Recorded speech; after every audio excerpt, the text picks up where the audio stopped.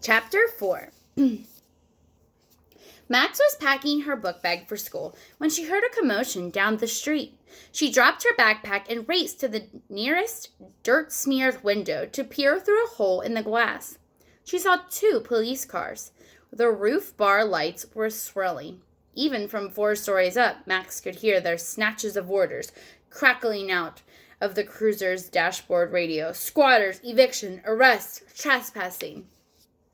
Then she saw 2 officers, a man and a woman, escorting Mrs. Rabinowitz, a sweet widow who lived on the 3rd floor, out of the building and toward their police car. Mrs. Rabinowitz's frumpy housecoat was flapping in the breeze, exposing her knee-high stockings. "There's more squatters upstairs," said the female cop. "We may need backup." "On it," said a cop, casually leaning up against one of the cruisers with a radio mic in his hand. He seemed to be the man in charge. "Yes, this is Alpha 350, he said matter-of-factly into his microphone. "1 suspect in custody. More in building. Request backup." Max had heard enough. She raced down 4 flights of steep switchback staircase and into the bright morning light.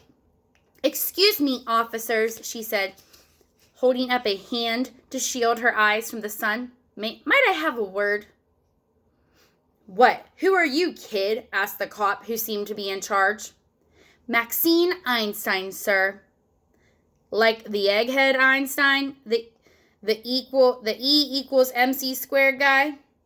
Maxine didn't answer. Instead, she tried to keep the conversation focused and on point. She had learned long ago that it was hard to achieve your desired scientific outcome if you let your mind wander into trivialities.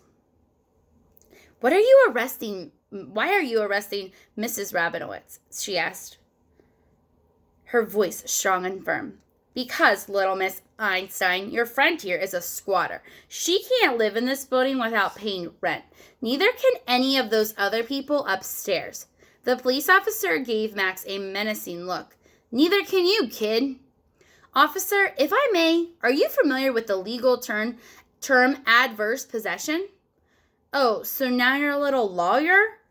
"No, officer, I have not completed the necessary course of study, nor have I passed the New York State Bar exam. However, I do know that adverse possession is the legal term for occupying someone else's property. When you do so, you obtain what you are known as squatter's rights. In the state of New York, a person has to live on the property openly and without permission of the owner for over a period of at least 10 uninterrupted years to be able to claim adverse possession." "You telling me these folks have been squatting over Mr. Monk's stables for more than 10 years, and he just now called us about it?" "No, I believe the squatters have only been in possession of this particular premises for 6 or 7 months.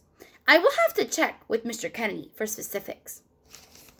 "Well, little Miss Einstein, 6 or 7 months isn't 10 years.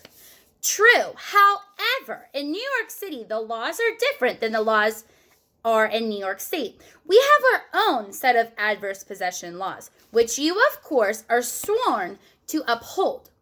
In New York City, sir, a person is granted squatter's rights just after 30 days. The cop stared at Max with a blank expression on his face. She often had that effect on people. "After 30 days, she continued, a New York City squatter has the right to continue living in a building until the actual owner, in this case, Mr. Sammy Monk, goes through the lengthy and, I am told, very expensive process of legal eviction. From my understanding, that can take up to a year, sometimes longer." The other police officers were now staring at the one holding the radio microphone, wondering what to do next. 2 of them still had their hands gripped on Mrs. Rabinowitz's arms, waiting for orders. The officer in charge shook his head. "Let her go." The other officers did. Mrs. Rabinowitz rubbed her arms where the police had been clutching them and hurried over to Maxine to give her a kiss. "Thank you, dear," she whispered. "You're welcome, Mrs. Rabinowitz. Glad I could be of assistance. I found a bagel with cream cheese yesterday. Want it?" "No, thank you, Mrs. Rabinowitz. I already ate breakfast." Good. It's the most important meal of the day. The frail widow scurried back into the stables. Hey, Einstein, said the lead cop. Yes, sir? What school do you go to? I want to send my son there.